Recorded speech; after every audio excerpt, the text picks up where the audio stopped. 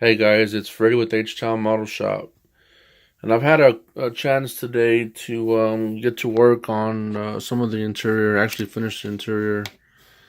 It's just kind of plain. I'm gonna go ahead and just leave it as is.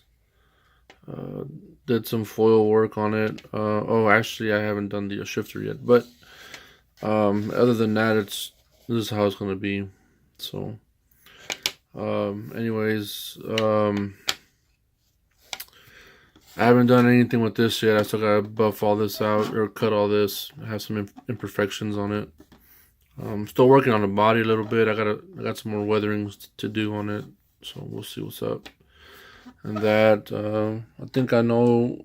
Last time I showed y'all the firewall. So I'm sorry, the radiator support and radiator and a battery. So, anyways, that's where I'm at right now. And look at here.